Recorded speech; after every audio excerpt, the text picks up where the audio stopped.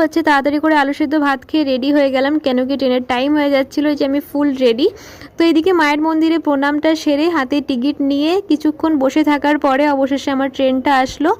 ট্রেনের একটু লেট ছিল, ট্রেনটা 10 মিনিট মতো লেট ছিল, ট্রেনটাও চলে আসলো। এদিকে আমি জায়গাও পেয়ে গেলাম, নেমে গেলাম বেলগুড়ি স্টেশনে। আজকের রুমটা দুর্দান্ত ছিল, এত সুন্দর ছবিগুলো আঁকা ছিল, শুধু ইতিহাস আর ইতিহাস, যেই সাবজেক্টের পরীক্ষা ছিল শুধু সেই ছবি আঁকা ছিল। তো এটা এক্সাম শেষ হয়ে যাওয়ার পরে তারপর আমরা একটু কমন রুমে গেলাম। কমন রুমের থেকে বেরিয়ে আজকে প্রচণ্ড খিদে পেয়েছিল, ভেবেছিলাম আজকে আমরা ফুচকা খাবোই।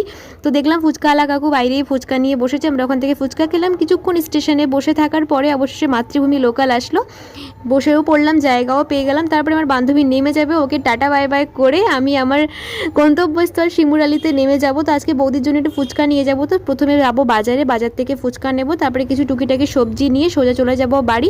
তো এখান দিয়ে নিয়ে নিয়েছিলাম ওলকপি। তো আজকের মিনি ব্লগেই পর্যন্ত, দিন টাটা।